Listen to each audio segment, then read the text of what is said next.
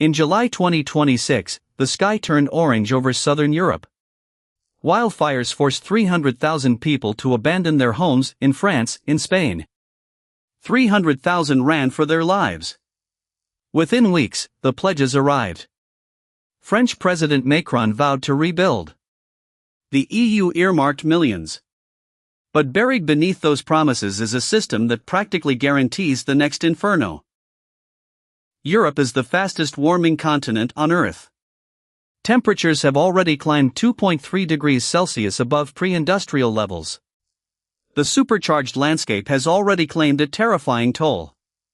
Between 2012 and 2022, extreme weather cost the continent more than €145 billion. And these climate losses grew about 2% every year. The 2018 Attica wildfires in Greece killed 104 people and swallowed about 4,000 homes. The EU civil protection mechanism mobilized planes, vehicles, and firefighters, but that response could not rewrite the risk. In early 2026, Portugal asked the EU Solidarity Fund for help after winter storms battered the country. Then in July, a brutal heat wave settled over southern Europe. Portugal activated the EU civil protection mechanism, fearing explosive fire risk. The heat wave shattered temperature records, pushing the parched landscape to its breaking point. Then the spark, wildfires erupted across France and Spain, eventually forcing 300,000 people to flee. By the time the flames subsided, entire villages had been reduced to ash. It was not a one-off. It was the new baseline. Within weeks, governments opened the financial tap. French President Macron declared that France would rebuild what the fires had consumed. The European Union moved fast.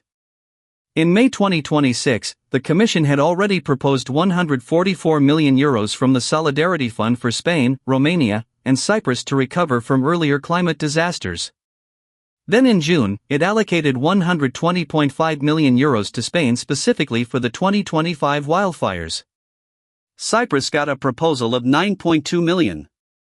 And in July, the European Parliament greenlit post-disaster aid for all three countries. Portugal, too, had submitted a request for solidarity funds after its winter storms. The message was clear: when disaster strikes, EU taxpayers will write the check. All of that money comes from the common EU budget, from taxpayers in Warsaw, Lisbon, and everywhere in between. But here is what that check does not do. It does not require anyone to rebuild with fire-resistant shutters, stone cladding, or defensible space. A June 2026 analysis by the Brussels-based think tank Bruegel warned that Europe was dangerously underplanning for the fiscal avalanche of climate disasters. Here's why. When a wildfire tears through a rural zone, private insurance often pays very little. In July 2026, Morningstar DBRS noted that the fires in Spain and France were likely to be an earnings event for insurers unless urban areas got hit. The assessment meant that as long as homes burned in the countryside, the insurance industry could absorb the loss as a manageable expense. The real financial burden was being quietly shifted to governments. So whose wallet opens? The Public Solidarity Fund and national compensation schemes. And here is the critical detail: when that money flows, it rarely comes with a demand to build back differently. Take Mati, Greece. After the 2018 fires killed 104 people and destroyed 4,000 homes, survivors received up to €6,000 in compensation. But they then faced enormous difficulties getting permits for repair work. So many just rebuilt as before, same materials, same risk.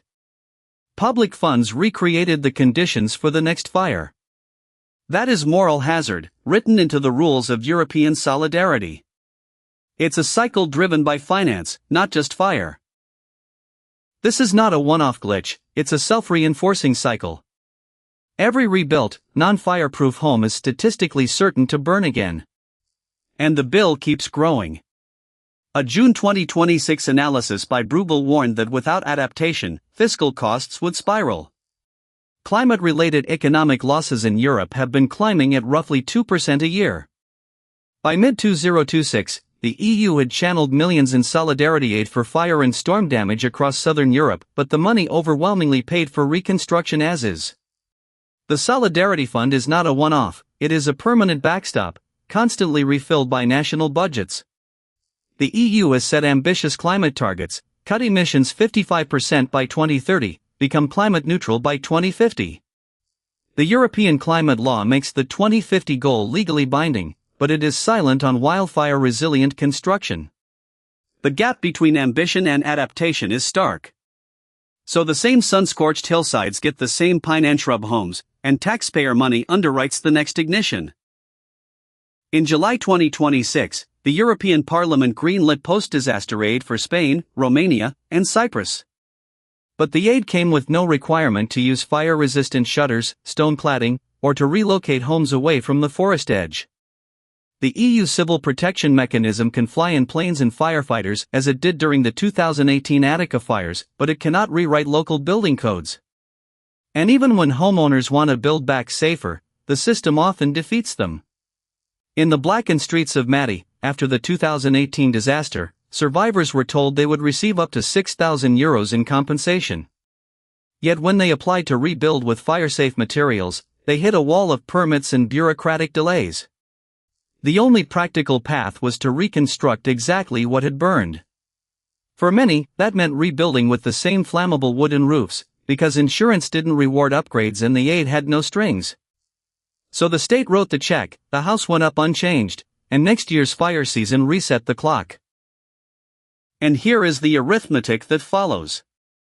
The same house rebuilt with no adaptation will, sooner or later, burn again.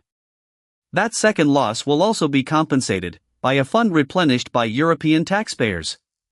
The Bruegel study warned that unless Europe weaves adaptation into its disaster spending, the fiscal burden will only climb. And because Europe continues to warm faster than any other continent, the fires will only get more intense. Each disaster rebuild without adaptation becomes a future claim waiting to happen. The arithmetic is clear: every unadapted rebuild is a future claim already on the books. Yet as of mid-2026, the solidarity machinery is still locked in the rebuild-burn-rebuild pattern. The question is not whether Europe will pay for the next fire, it will. The question is whether that payment will finally arrive with strings attached. Because if it doesn't, we are not rebuilding Europe. We are just underwriting its fires. Europe has pledged to rebuild. But the money is doing exactly the opposite of what is needed. It is laying the same tinderbox. The Solidarity Fund, by design, pays for recovery, not transformation. And so 300,000 people evacuated this summer, and the next fire season will be no different. The forward-looking idea is simple: attach adaptation conditions to every euro of disaster aid. Fire-resistant building codes, defensible space, and, where necessary, managed retreat. Without that, the Solidarity Fund isn't a safety net, it's a silent investor in future wildfires. The next payment is being prepared now.